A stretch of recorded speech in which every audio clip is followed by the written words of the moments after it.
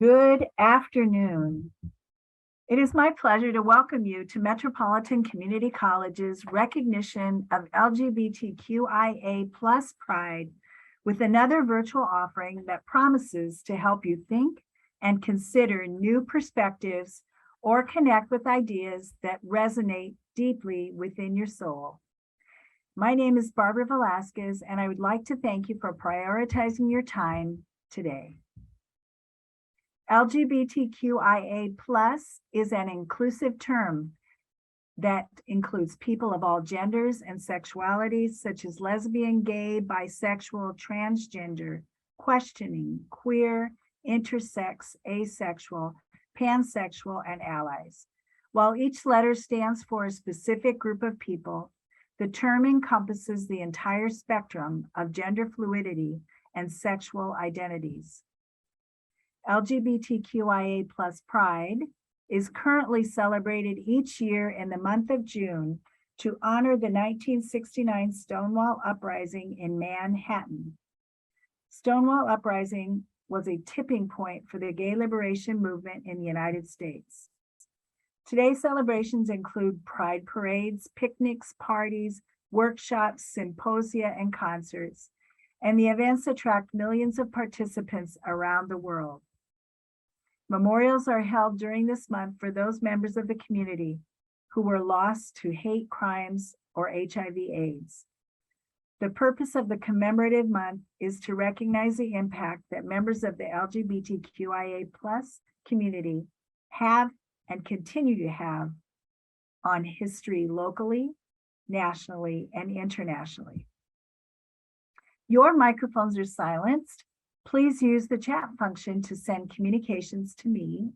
You can find me at moderator Barbara Velasquez. Dr. Jonathan P Higgins, Dr. John Paul, is an educator, national speaker, freelance journalist, thought leader, and media critic who focuses on examining the intersections of identity, gender, and race in entertainment. Named Business Equality Magazine's top 40 LGBTQ people under 40, their work has been featured on media outlets including Essence, Ebony, Complex, MTV News, Out Magazine, BET, and Paper Magazine. Dr. Higgins is a Culture Strike 2021 Disruptor, a 2021 iHeartRadio Next Up Fellow, and has been part of cohorts at Lambda Literary, Hillman Grad Productions, Maynard Institute, and the Poynter Foundation. Higgins is a trailblazer who is sharing the stories their ancestors didn't get to tell. Dr. Higgins is currently the executive assistant to Coleman Domingo and Edith Entertainment, as well as a professor of educational justice at the University of Redlands. They continue to develop and co-create inclusion projects with industry leaders, including Fox, the NFL, Apple, Disney, Instagram, and most recently completed work on GLAAD's 2021 HIV Stigma Report. Dr. Higgins has also been a featured speaker for TEDx and competed on the latest season of Netflix's high hit show, Nailed It. Higgins holds a doctorate in educational justice and often writes and lectures about what liberation means for Black, queer, non-binary people and how we can help them not just survive, but thrive. Please welcome Dr. Jonathan P. Higgins, who will share a few words about himself before we enter a Q&A session surrounding the power of unlearning. The system is invisible on purpose. Welcome, Dr. Higgins. Thank you so much. Thank you. The long intro. I was like, I have to tell my age, make sure you be the shorter one, give people the shorter. But thank you so much. This has been fantastic so far. I'm really, really excited to get to be in community with all of you. So I'm to share a presentation with folks, and we're going to talk I would say briefly, because it is going to be a very interactive conversation, but I just want to give some things to think of. I titled this presentation, this notion of unlearning and thinking about the intentionality and the invisibility of whiteness, because I think there are a lot of things that are happening right now, specifically around Black people, around queer people, around the intersection of Black and queer people. And so really thinking about how these things came to be or how they continue to manifest and work. I think it is important as we think about our identities or we think about the ways that we're looking at what's happening in the world. Obviously, Friday, we all got the information about Roe versus Wade. We see a whole bunch of other things like the gay bill. All these things are a manifestation of something that's bigger. And so that's what we're going to be here to talk about today. So quickly, I kind of wanted to just kind of go through to give all of us kind of a grounding. I'm really big on grounding whatever space that I'm in, specifically around terminology. I wanted to give folks an actual working definition of what whiteness that I'll be talking about in relation to kind of intersectionality. And if those of you are not familiar, we're not going to spend a lot of time talking about Kimberly Crenshaw or intersectionality. However, there are conversations about oppression which link back to the concept of whiteness and white supremacy. So that's why I'm offering that definition. Wanted to talk about white culture and how that shows up specifically, right? A lot of individuals will say white people don't have culture, but ultimately there is something in my mind I like to think of as white culture that will ultimately help drive this conversation. We'll talk about the intentional invisibility very clearly, and then I will give you offerings or summation about how we can start thinking about dismantling these systems and really thinking about how do we formalize a community in relation to the idea of liberation, right? Really thinking about what does liberation mean outside of these different structures that have been present. So quickly, I always tell people that I don't do this work by myself. Is the work folks that came before me, and we're going to talk about those people are before I initially to my presentation. But one thing that I do want to keep in mind is that a lot of individuals will say, Dr. Higgins, don't you fear that something terrible is going to happen to you because you keep naming whiteness, you keep naming conversations about white culture, white supremacy, things of that nature. And I always will say that Audre Lorde talked about this idea that, you know, when you are fearful or when you are quiet, you are still scared, so you might as well speak, right? So I'm this big proponent of, I like to say that the bad is in the room, no matter how we ignore it or no matter if we address it. So I'm going to be that person that names it, right? And so I'm going to challenge folks today to think about the ways that you've been silenced when you want to name the bad that is around you, and the work has to go in finding the unlearning of fear per se in regards to talking this, and then about Maya Angelou's conversation or her thoughts around when you know better, you do better, right? This notion that all have a responsibility to act. So it's not Black people that have the responsibility. It's not a Latinx conversation. It's not just an Asian conversation. It's everybody. We all have an active role in this. And so what I want to do is I want to challenge us to think about that when we get to the end of this conversation. When you leave here, I want you thinking about what is my responsibility? What can I do to make this world a better place? So wanting to just kind of say this is an LGBTQ conversation, it would behoove me to not mention Marsha P. Johnson, who initially was the one who started. I always like to say Pride started out as a riot. Marsha was very tired and frustrated with a lot of the things that was happening around her, specifically the P in her name, which is pay it no mind, this notion of being tired of the ways that people talked about, specifically Black and people at the time. Bayard Rustin, who was a big proponent of the civil rights movement, who also helped Dr. Martin Luther King, was very, very instrumental in making sure that the civil rights march that happened in the early 60s or the 50s into the 60s was done very structurally. I actually dedicated my dissertation to Bayard Rustin at the time that I finished in 2015.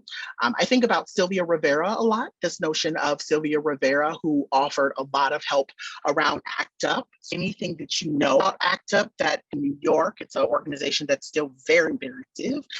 Sylvia Rivera helped kind of structure the way that ACT UP looked. Then thinking about James Baldwin, I always like to think James Baldwin, who a Black queer writer, who I oftentimes align a lot of my work with, as he ultimately helps give me the words to be able to kind of do work that I do, whether it be on paper, whether it be in the classroom, whether it actually be in front of a camera. I'm still learning from all of these individuals and the history that they've left behind. So wanting to jump into kind of where this presentation came from and where it started, I was at a training and I had a chance to work with Eric Deggans. He wrote a book, Race. You have not read his book, Race Based. I mean, this is something you should do to but one of the things he had noted, white supremacy is invisible on person. When he said, it kind of hit me because I had never heard anyone frame it that way. I had always spent a lot of time in my work, even in my dissertation, talking about white supremacy, talking about whiteness, thinking about the ways that some white supremacy impacted me as a Black person, but I had never heard him say that this was done in purpose. And so when I started really reading, not only did I read his book, but on top of reading his book and kind of putting the dots together, I was like, oh, now I see what he means.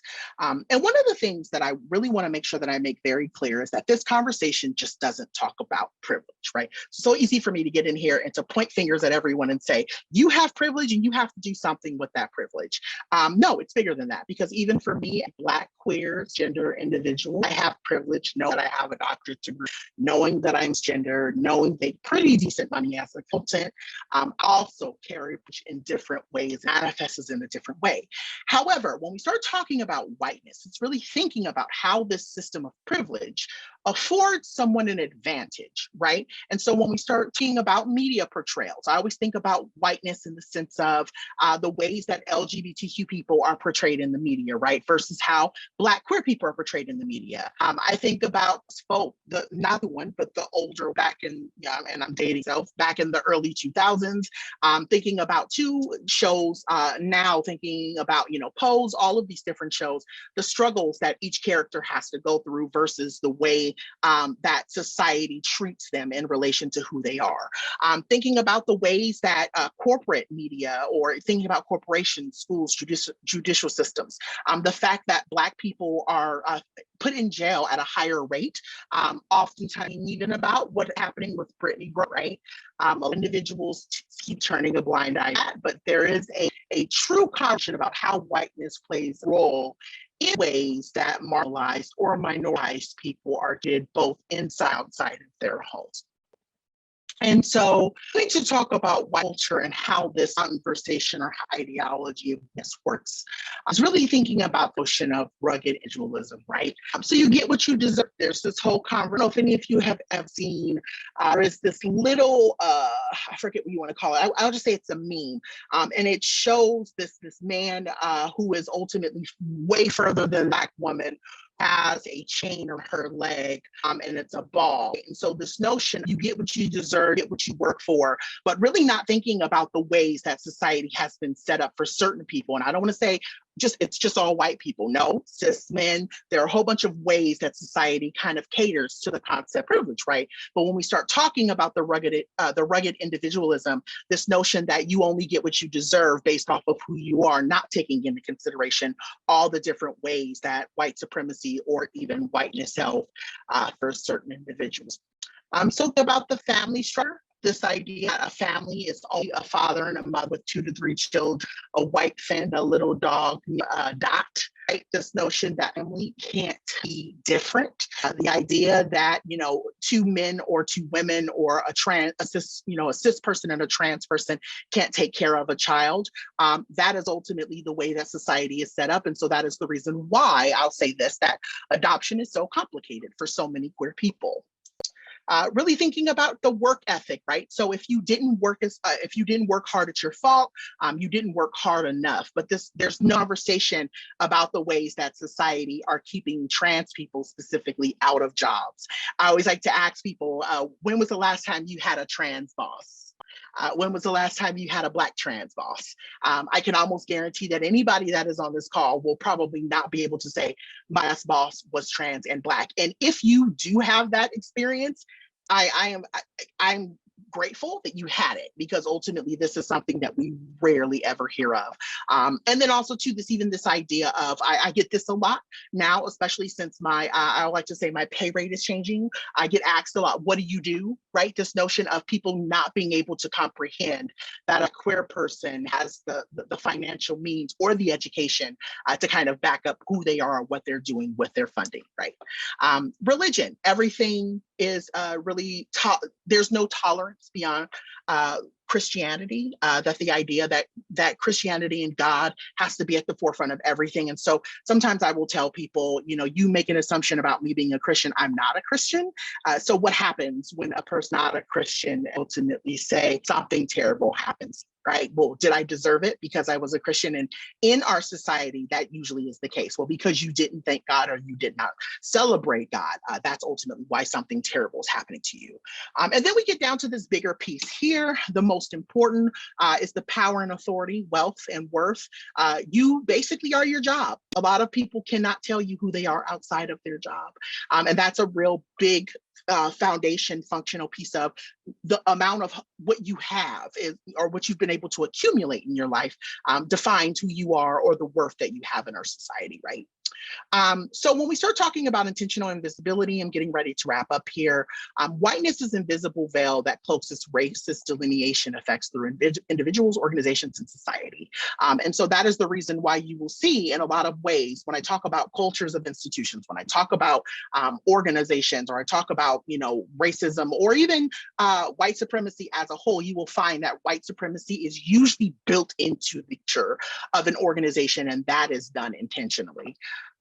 Really thinking about this idea that white people oftentimes get to enjoy benefits that they've accrued just by virtue. Ideas that, that there are a lot of things in my life I've had to work for, and things that I know that my white peers have just been given, right? I always like to ask this question: what is the first thing you think about when you get in a car? Most people will say music. Most people will say where I'm going. Most people will say directions. I always like to say, where is my bag in a car, right? I know that if I'm ever pulled over, if my bag is not next to me, there's a chance that I might get shot by reaching in the back to get my bag. So that is the reason why I drive with my wallet always next to me. This is something that people don't seem to ever about, but it's something I think about on the daily. And then really thinking about whiteness, white supremacy, and white privilege. These are three kind of interlocking forces. I always like to say it's like Captain Planet, for those of you who can actually remember Captain Planet, right? These three ideologies work together in order to kind of keep the power structures present. And it's ultimately a way for folks, specifically those who aren't marginalized or minoritized, to maintain dominance. And so if any of you are interested in reading this article, Visibility of Whiteness, of the Invisibility of Whiteness of Being, it's a great article, and it really helps break down more how whiteness is invisible intentionally. And so lastly, before we kind of get into our talk back and our conversation, right, many of you are probably saying, Dr. Higgins, what can I actually do after this conversation in order to actually start moving the needle around whiteness and white issues? I always like to tell people these conversations are not personal. I'm not pointing my finger at anyone, right? I recognize, even in my work, I always like to tell people, I know I'm transphobic, I know I'm fatphobic, I know that I can oftentimes come across as elitist. I'm doing the work to unlearn all of those things, right? Sometimes I can even be homophobic, right? I have to remind myself daily, this is the work that I have to do to be a better person. And so what I'm challenging people to do is to not get into this conversation and say, Dr. Higgins is attacking me for being white. No, honestly, I don't care that you're white. What I do care is what you do with your whiteness, what you don't do with your whiteness. Those are the things that I tend to be very concerned about, right? Thinking about this idea of how do you learn to listen? How do you amplify, and when do you speak up? The concept of taking space and making space. I find that a lot of Black people have to force their way into conversations instead of white people saying, hey, you know what? Dr. Higgins has a really good point, or Dr. Higgins has a really good concern. I think we may want to talk about that, because I feel like this could potentially become a problem down the line. I've been saying this all week because it is very, very prominent, and how you feel about it is ultimately how you feel about it. But I always like to say, when we think about issues like Roe versus Wade, I would say listen to Black people the first time, because there were a lot of Black activists and a lot of Black individuals who were talking about issues like this coming up in 2016. And a lot of people kind of dusted it off, and now we're here, right? So I think about that, right? Listen to Black people the first time. And then educate yourself, and don't rely on Black individuals, POC, LGBTQ individuals to teach you. When people say, well, how am I supposed to learn? I always like to say, take a concept, take an idea, do a quick Google and say, okay, unlearning racism. What does that mean online? Then you come to me and say, hey, I read this stuff online. I have some questions about this stuff. Can we get into dialogue, or can we have a conversation about it? I'm always happy when people come to me with information that they've either researched or they've looked up, or they said, oh, this video and this said this is right. It tells that you are actually trying to do work, and not putting it on me, be the educator, to be the person that does not get paid to teach you something that you should be doing the work out every. And then really risking unearned benefits. I always like to tell, I'm Black, fat, openly queer. I am 3 things that the world hates on a daily basis. And so I'm always risking myself anytime I go out into the world. So what I ask for my white peers is to risk the unearned benefits that they have in order to help me live a better life, or a safer life, or a more comfortable life, because comfort is not something that I get on a daily basis. And so with that, I kind of want to leave you all with a James Baldwin quote that I really feel like is very timely. He says that if they take you in the morning, they will become for us that. And so what that means is, ultimately, they're already attacking me and they're coming me in the morning, they are definitely planning to come for you tonight. They already have booking on that plan. And for folks who are his conversation, I hope you those little grains of information or thoughts, and ultimately are thinking about, what am I going to do to put those things into action, so that way we can, if not just making your space a better place, ultimately help move that information outside of the community college to start making the world a better place as well. And so with that, I would like to tell people, these little nuggets that I've shared with you today, you can always find them on social media. You can find them on my Instagram. You can find them on my Twitter. I've been intentionally adding them to LinkedIn because I feel like there's a conversation about race and white supremacy that no one's having on LinkedIn around careers and things of that nature. And so now I'm using that as a media as well. So yeah, I'm just really excited to be here. I can't wait to hear the questions or the thoughts you all have. And thank you for allowing me the space just to provide. But yeah, here we are. All right, Dr. Higgins, I want to encourage everybody to look at that chat, put a thought in there, help us to develop a really great conversation this afternoon. And I promise I will not share your names, so you can ask any question you like, and feel like it's confidential. It will be confidential, I promise that. And I wanted to say, Dr. Higgins, I hope I didn't make you feel like you had to rush and get through things, because I am certain that this group of people would be happy to hear you just continue to share your presentation, but we will move into Q&A. So from the beginning, I thought the title that you offer, The Power of Unlearning, the System is Invisible on Purpose, is really spot on, really engaging to get us going. And you've described some of this, but can you tell us specifically from your perspective, what does the system is invisible on purpose mean to you? How does that play out?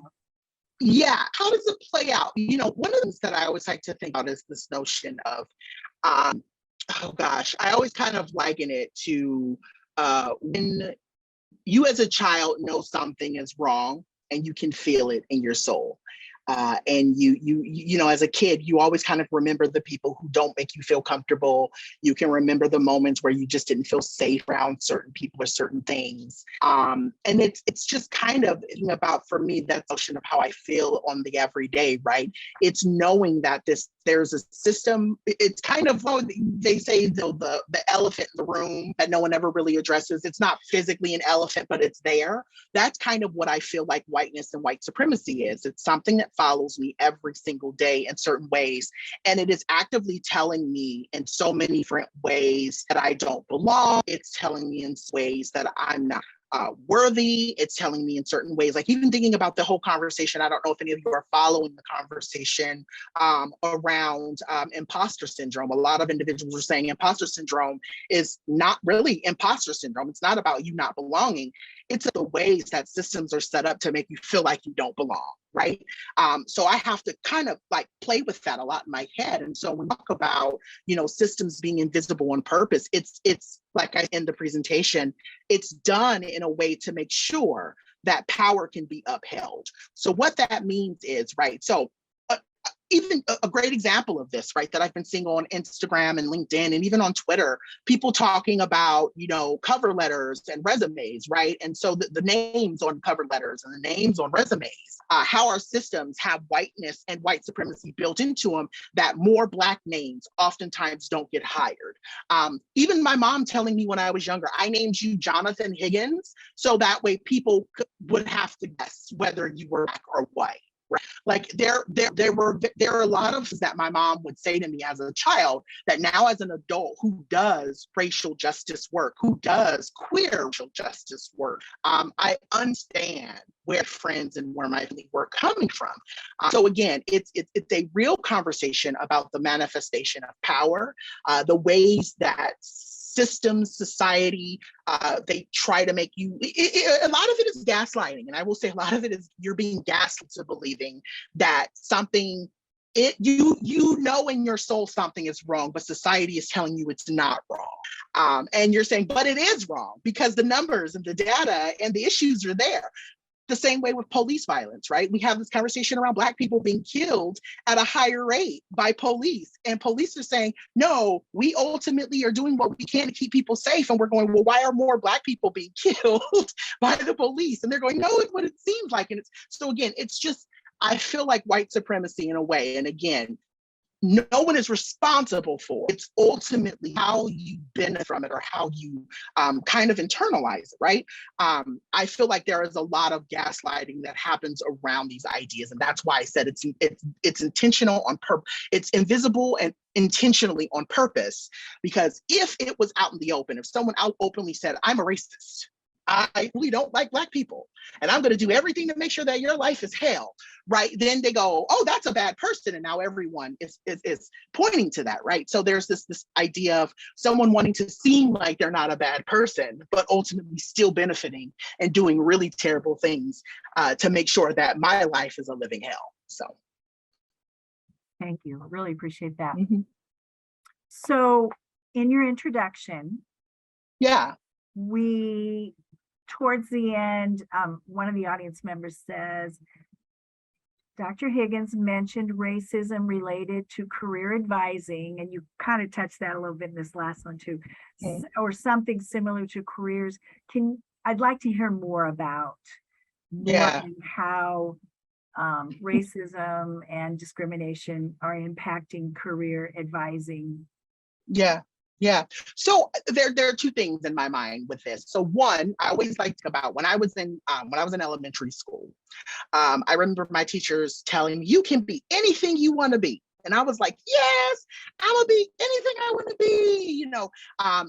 Up to a certain point in my life, I was like, I want to be an astronaut, or at one point, I want to be the president, all of these different things. And then when I got to college, it hit me that you can't really be anything you want to be, especially if you are a fat Black kid from a very poor area in Southern California, right? There are a lot of hoops and a lot of lines, a lot of things that you have to jump.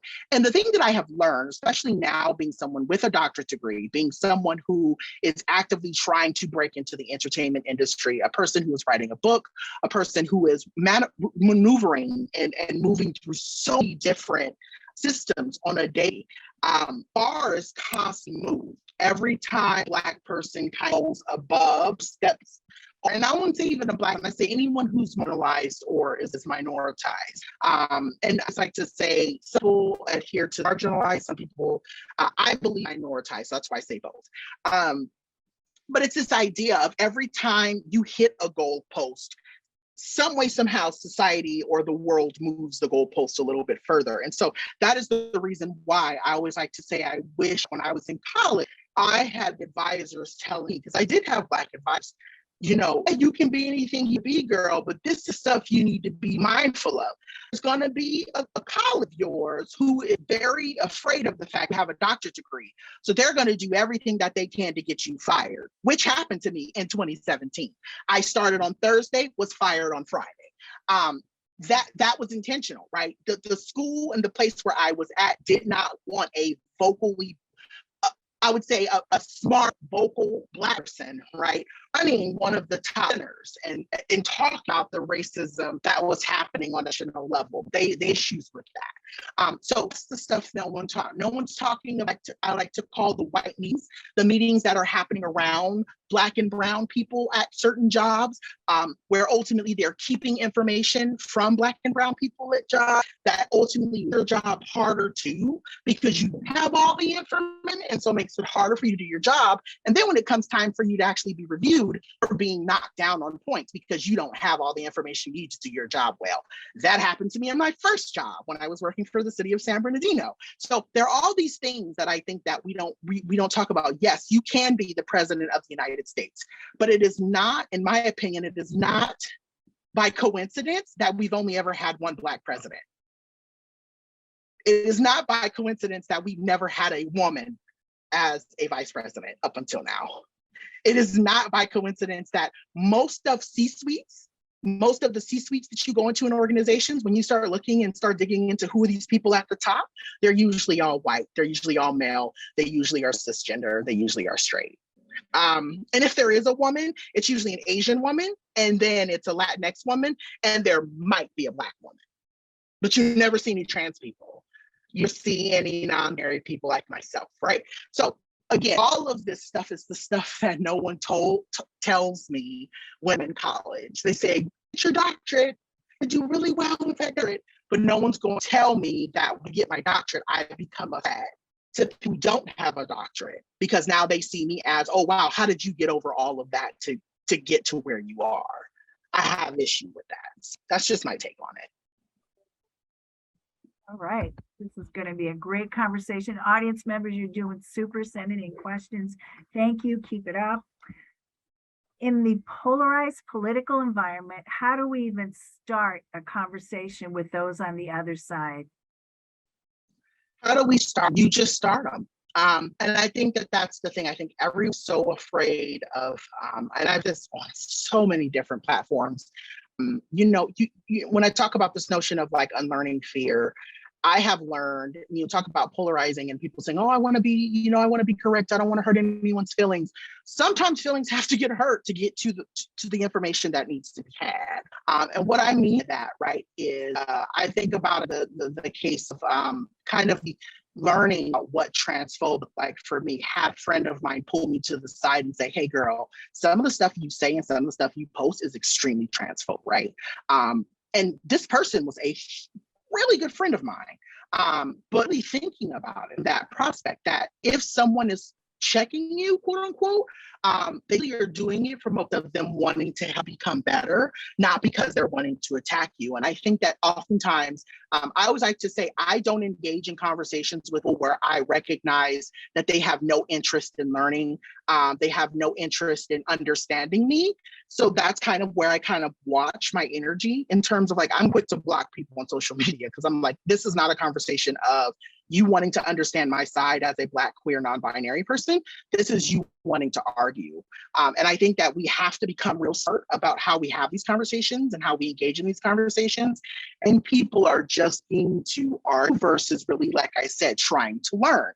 But on the other spectrum, on the other conversation too, is I think that there is a prospect of us not, and I say this for me too, not necessarily reading all the articles, not necessarily reading more about the information to learn more about the concept or the ideology behind some of the stuff that's happening and being talked about.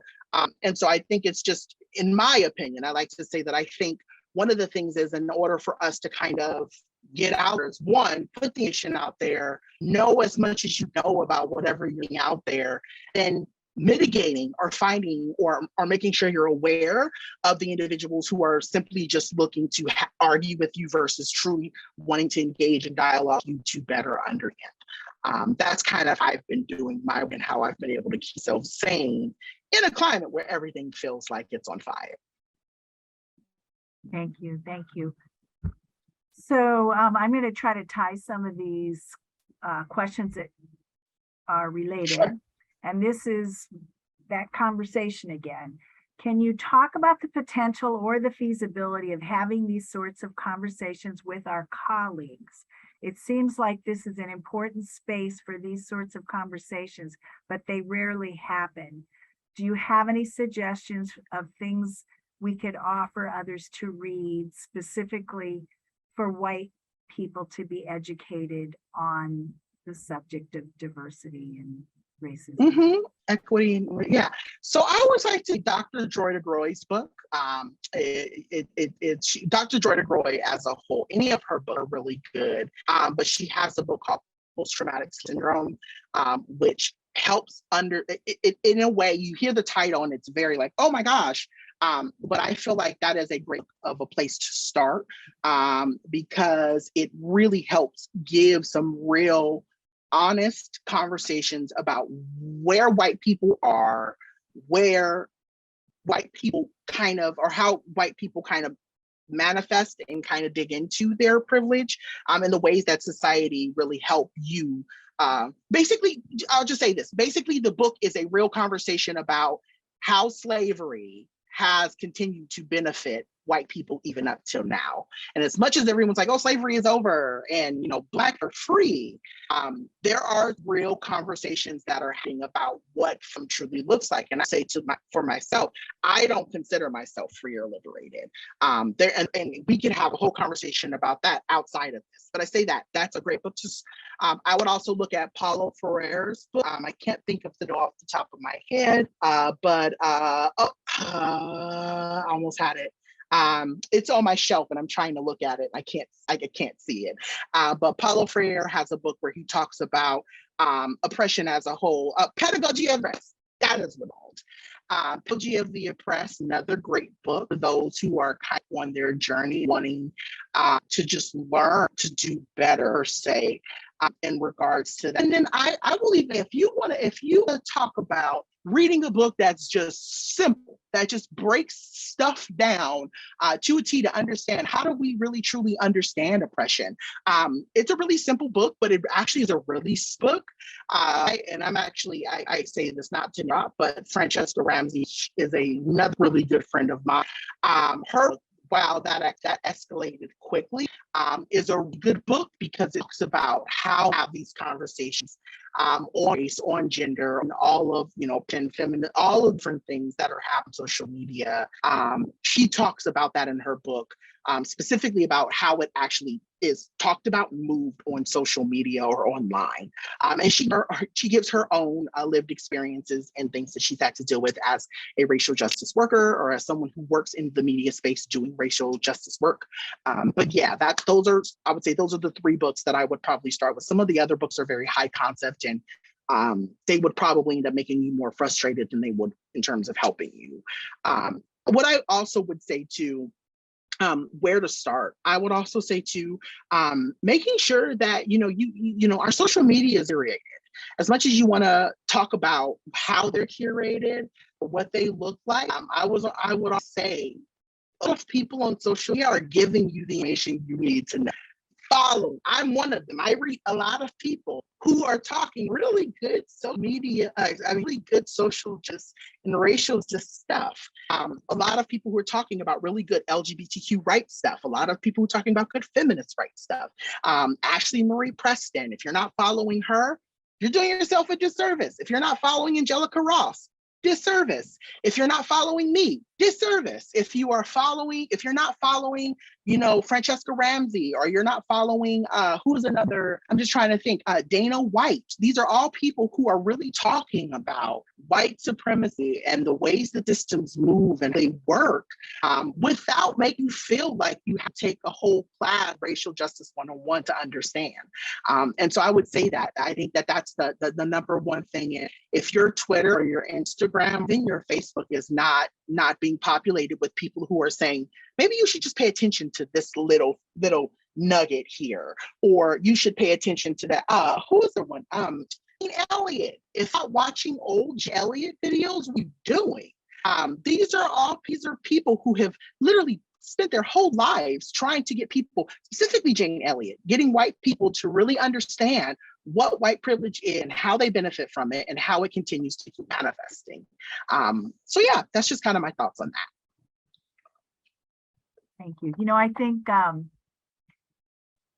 prior to your speaking, and I'm seeing some of this in the chat, people may have heard white supremacy and thought one thing, but now it's open. You're opening their eyes to the fact that white supremacy is not necessarily a white-black issue. It's a white and everything issue, right? So, and can I yes.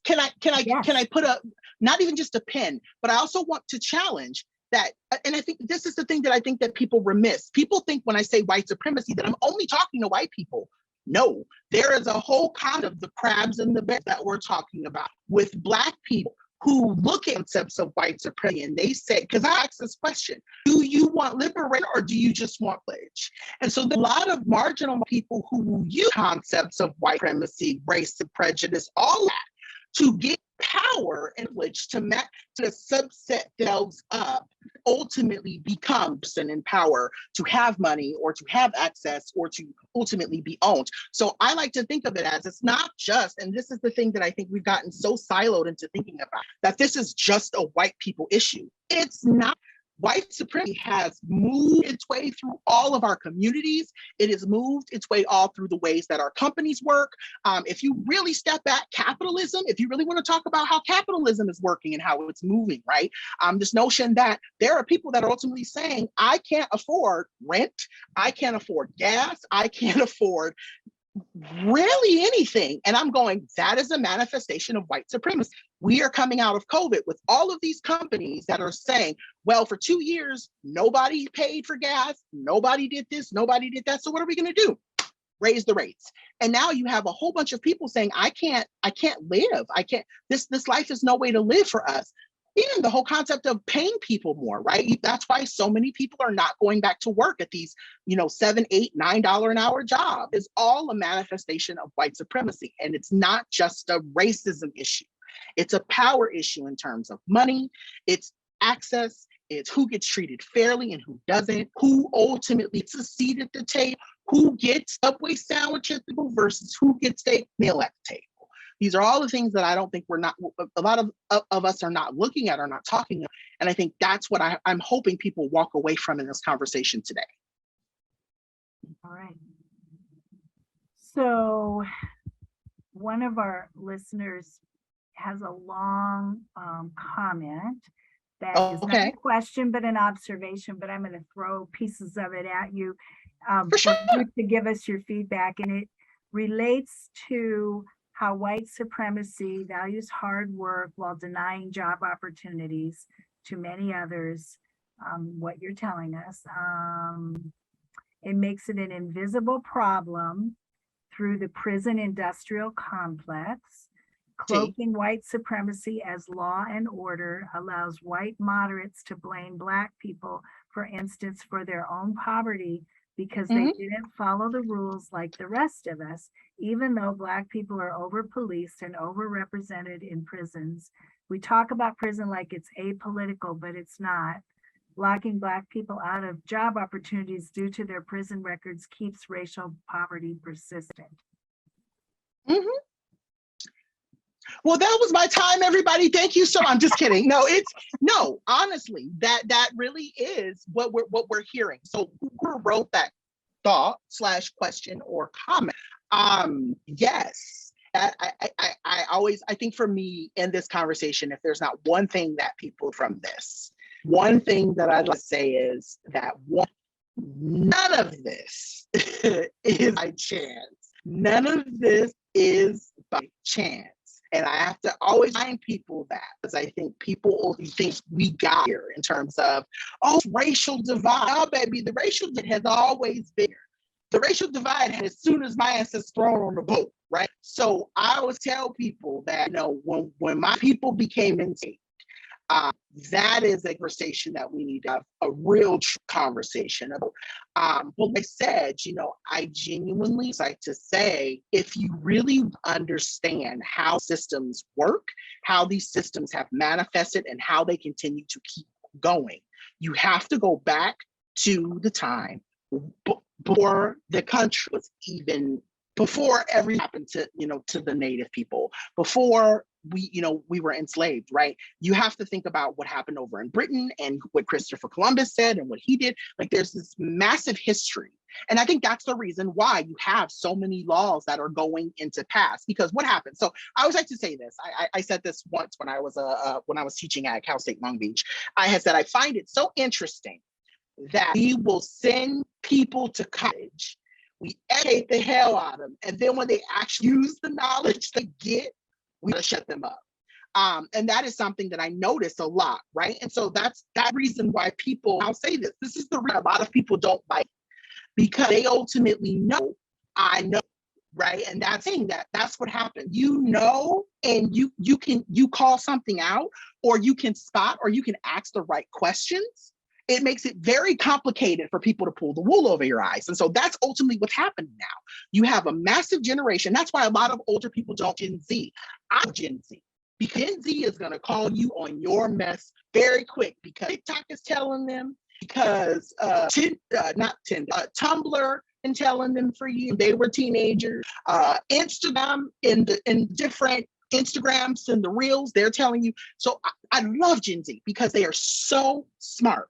And I think about it, I think that's the reason why so many people have problems with, quote unquote, the youth, because the youth are ultimately saying, this has been a problem and we need to name it and we need to do something about it.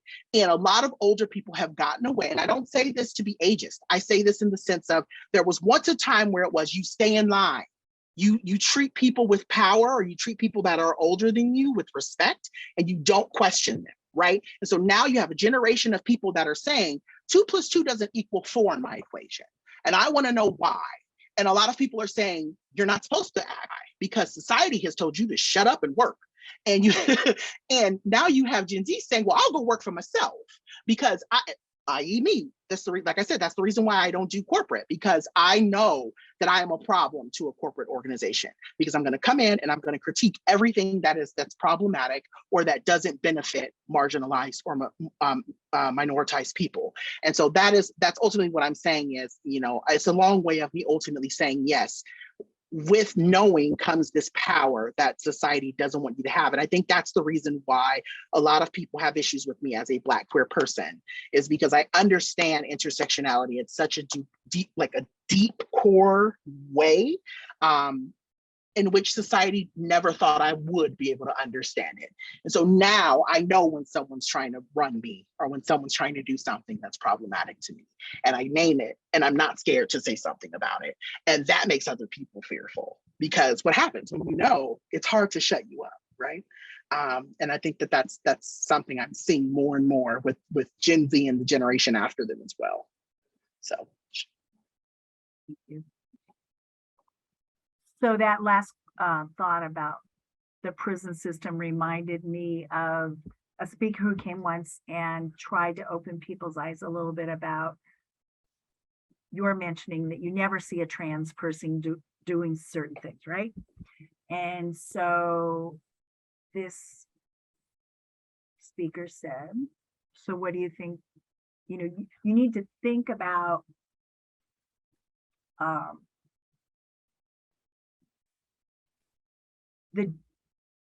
the negative thoughts you have towards trans who might be in the sex industry. That was said at the time, right? The discussion was, in many cases, people might feel like that's all that's left for them, right? And then you become a part of the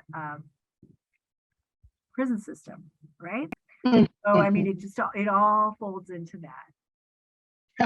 It really does. And go ahead, finish your thought. No.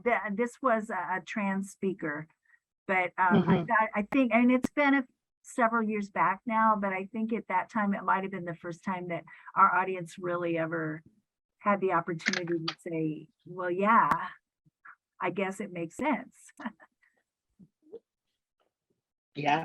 I think that's the reason why I love following Ashley Marie Preston. She is not only smart, but I think she talks very openly about her past life as a sex worker. And this idea of it's not even about sex, it's about survival. And this notion of, even for me right there. And so I always say that, like, I worked with the NFL here on something. And I got a lot of backlash from my peers and all people that I know. They said, how could you work with an organization that is so problematic to black people, that has been problematic to queer people, has problematic to queer people. And I in the initial conversation, right, I was real good about holding them accountable for the things that they had done, and the things that they still continue to benefit off of in the ways that they treat marginalized, minoritized people. But I think there's also this conversation of, I gotta eat. And no one's handing me a W-9 to say, hey, Dr. Higgins, come over here and work full time, and we'll give you healthcare, we'll give you, access to money for your home, we'll help you pay your car note, we'll help you, pay off your student loans. No one's doing it. So for me, like I said, after 2017, I was ousted from my full-time gig. I had to remind myself that, yeah, there are companies that I'm going to rightly say no, right, just on principle. If they ever came to me and said, hey, we would love to work with you, I would say no. But if I can set a boundary and I can see that these companies are trying to do better, or that there are institutions that really want me to help them be better, then I might, yes. But I think we don't talk enough about how it's so complicated to balance this do well and prosper concept, right, versus the idea of survival. And how, like I always tell people, the success that you see, that you may think Dr. Higgins is, Dr. Higgins has over 8,000 followers on there, and they're at Netflix, and they're working with Apple, and they're doing all of this stuff. That didn't just happen. I had to make that happen. That's what I have to remind people of that. It wasn't like I just woke up one day and said, I am going to be a social justice and I'm going to talk about white supremacy. I didn't do that. I had been talking about white supremacy all throughout my career as a college student.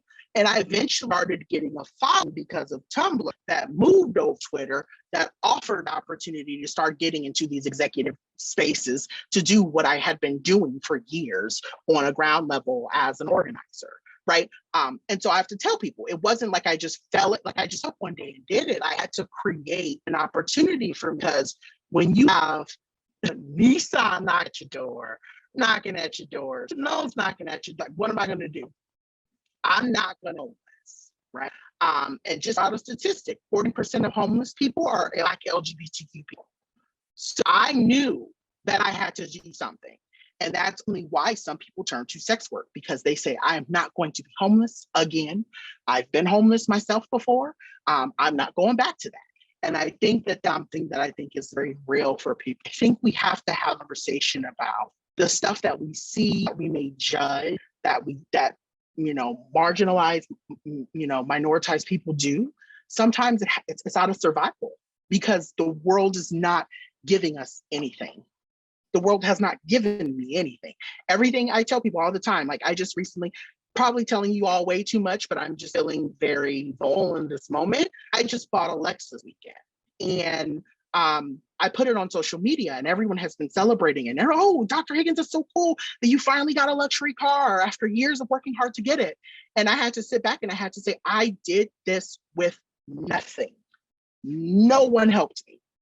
No one has ever helped me. It has always been my tenacity and my grit that has gotten me into a room, or that has gotten me into an opportunity. I have emailed people directly. That's how I got my deal with Apple. It wasn't like someone from Apple came to me and said, hey, John, we want to work with you. Nope. I emailed somebody and I said, I see this as an issue. Can I work with you on this issue? And that person emailed me back and linked me in, and I got that deal. So I just want to make it very clear that we're not having conversations about some of the success that you see within queer Black people. It's success that we've had to fight and we've had to claw our ways to get. And I'm one of those people. So. All right, well, let's move Sure. different area. I find that many people have difficulty adapting to the descriptive language enclosed in the letters LGBTQIA. I believe it is Okay. good for people to learn so they can be respectful and welcoming. Mhm. Any thoughts on that? So the struggle that people have understanding. So the question that I have is, are people struggling with understanding the acronyms, or are they struggling with owning the acronym per se? If that makes, I guess that's where I'm struggling with question or that in particular. Um, I guess when you say adaptive, what is that? What does that mean? Can the person ask that question maybe elaborate? See if we get, we, we will see if she wants to add any to that and maybe go to a different question. Please. Yeah, Okay. that would be good. Okay. Well, would like to tell you that another person says, this year I've been learning about white culture and how it is invisibly pervasive. Dr. Mhm. Higgins already, and this was shot out immediately, has added to that learning. So thank you so much. It has been Aw. eye-opening, like a fish noticing the water for the first time. I'd Mm, like to ask Dr. Higgins for suggestions for the next step for growing our awareness, and then what? mhm. Yeah, so in terms of growing your awareness, right? So I think I'm going to use this example because I think it's perfect, right? So, I tell you, I have this friend who pulls me to the side and they say, "You're transphobic. You need to do work around your transphobia." And I'm like, "Oh, yeah, I didn't recognize I was transphobic," right?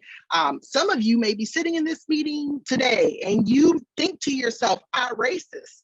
I'm not racist. I'm not going to be racist. I love Black people." But some of the things you say and do are racist. Some of the stuff that you like to watch, or some of the jokes that your friends tell that you slide, are racist, right? I think for me, when that moment in my head when I was like, "Oh snap, I am transphobic and I have to own that." I think for me it was getting into conversations with people I loved and trust, or building relationships. Like, I had to actively ask myself, how many trans people are you very close to?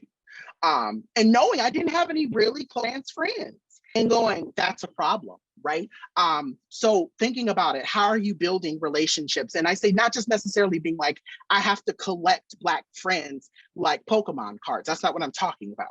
What I'm talking about is building quality and cognitive relationships that, like, for instance, with my friend Heather, I love her because our friendship, while not only am I learning from her, but she's learning from me. She's learning from me from my experience as a Black person, but I'm listening to her learn about her racism and about the ways that she's unlearning her whiteness per se. And it's a beautiful connection and friendship that I have with her because of that. And so I think that's the thing that I would encourage, right? When someone, I think the biggest thing I'll start with this and kind of just go back to that other thought. When someone says something you said or did was racist, you not getting huffy and going, "There's no way I can't be racist." You stopping in that moment and going, "Maybe it was. Okay. Maybe I did say or do something racist. That's not cool. Okay. Maybe I need to figure out why that could have come across as racist, even if it may not have been." But I really think it's really about kind of this notion of like, someone someone said that, it's emotional intelligence, and I think that we don't talk enough about as people.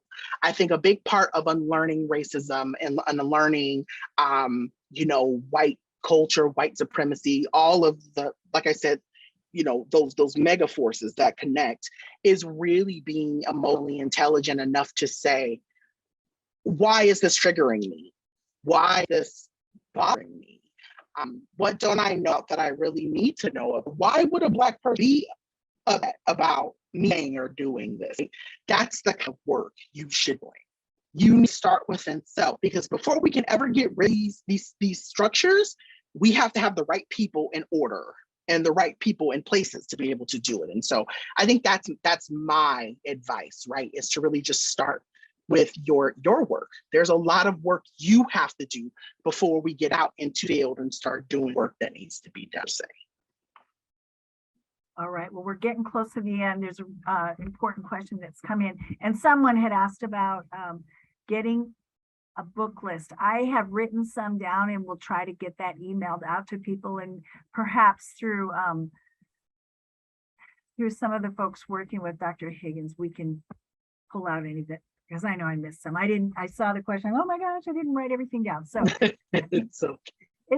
anyway, I love being behind the scenes on this, but there's a lot going on in my mind over here. I believe it. I believe it. Does someone who is passing, that is me as a straight acting gay man, have more opportunity, responsibility to engage others in important conversations towards social justice? That is, do you think that those listening may, oh, wait, every time I turn this thing, it jumps out, not shut down with automatic reactions of their stereotypes that act as barriers to them, that close their minds? Yeah, I mean, all the people. So the thing is that we are, I think, people, and this is something I had to say for me. When someone clocks something I say, and I say clocks is very much a queer term, right? When someone clocks me for something, in the sense of calls me in something I do, I am at a place I own, like I don't feel a way about that, right? Because I ultimately like to say, okay, well, let's talk. Did I say or do something problematic? I mean, okay, but we're not. I think as people, we're not taught to think highly enough to not get in our feelings about ideas or concepts that we have attained is not being a direct reflection of who we are, right? It's just ultimately a lived experience that you've taken in. And so what I like to say is I think when you ask the question, I want to go to the front load of that question. You know, do you have responsibility to act or to do? Yes, everybody does. Right? No matter how you identify, no matter how you show in the world, all have a responsibility to act. That is the only way for things to get better and to change. How do you get people to not shut down? People will. That's just a given. And I'll tell you right now, I just posted something on Indeed last week and I got attacked because I was calling out the ways that the hiring process and the way that, you know, certain recruiters talk to Black, you know, people. And a whole bunch of people trying to invite me into telling me I was wrong and all everything's right. I have no control over how people respond. All I will say is I'm going to keep doing the work that I feel like the universe has called me to do, to try to make somebody else live the experience, their life better. And I think that's the thing we have to stay focused on. I will say this, and I know we'll have to close. You know, I've recognized in my lived experience, when people, oh, John, well, how do you do it? Because body, you know, I always like to say, Dr. Martin Luther King did it kindly and they killed him. Malcolm X said, burn the shit down. They killed him too. Marsha P. Johnson said, I would with a little bit of love, but I'm also going to speak power and I'm going to do all this. Killed her. What makes me special to think that nobody come after me? So my biggest thing becomes I have to recognize in my own lived experience that the reality is that the work lives within me, the work lives with, but it also lives in the world. And I think it is so important for us to understand that we all have some element of power and privilege, but we all have a responsibility to do something with it. And the moment that you internalize it and say, oh, it doesn't impact, it has nothing to do with me, you become an oppressor.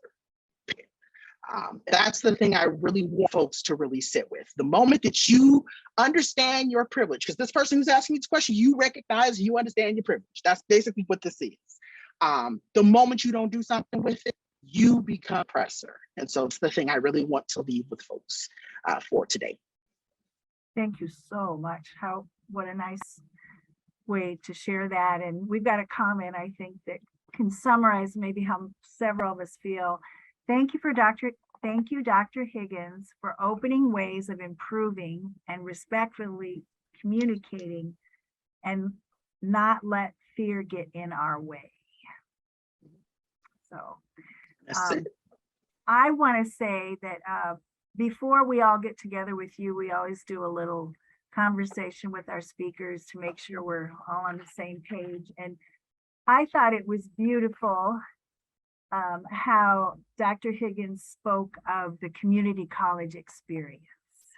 Oh, Since such a fan. since you've got community college lovers here, would you tell us what your experience is with community college? Because it might give us one final powerful surge into our next encounter with students and Yeah. what these Well, institutions do. yes, I always say community college in my mind is where it's at. I say some of the smartest people I have ever worked were at community colleges. And I've worked at a lot of schools, honey. I have been in schools. I've been privates. I've been publics. I've been at 4-year.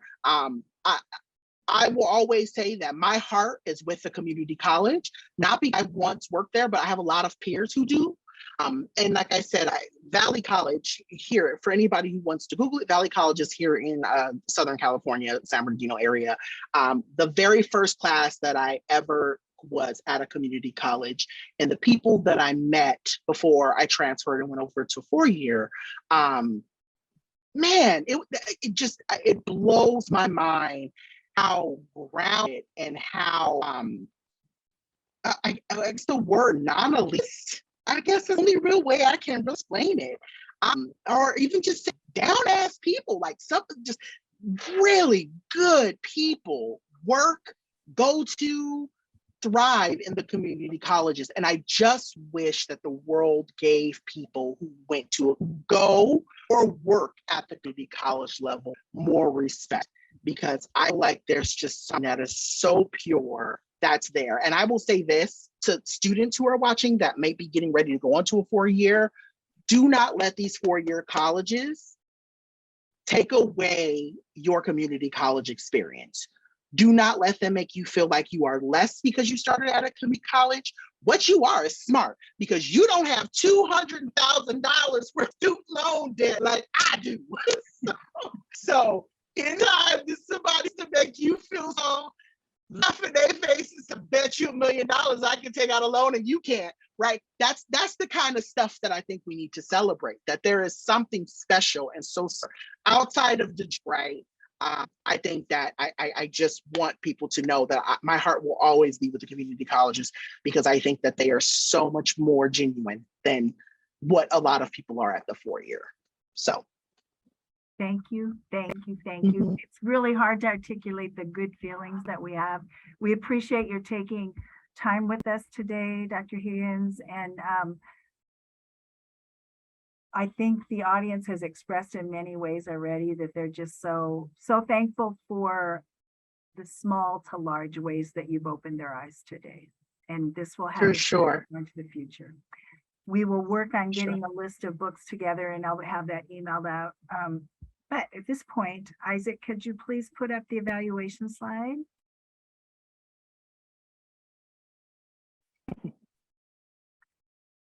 In the chat, you'll see a link for an online evaluation. And as you know, we always appreciate your feedback. You can click right now if you'd like to get started with that. And then June is coming to the end. And so Wednesday, we will have our very last program recognizing LGBTQIA+ pride for this academic year. We want to thank Dr. Higgins for getting us started robustly this week. Our minds are going to be working fast and furious. Let's just say that for the rest of the week, at least. And on Wednesday, we will have at 12 noon, Dr. A.T. Miller, who is the Chief Diversity Officer at the University of Nebraska, Omaha. He is a new member of our community, and he will be presenting When the Personal is Constantly Made Political, Expressing One's Essential Gender and Sexuality at Home and in the World. Looking forward to seeing everybody at 12 noon on Wednesday. Invite your friends. And there's also a link in the chat so you can get yourself registered and ready to go. Thank you for the great questions. Dr. Higgins, thank you for everything you brought to us, and everybody have a great afternoon.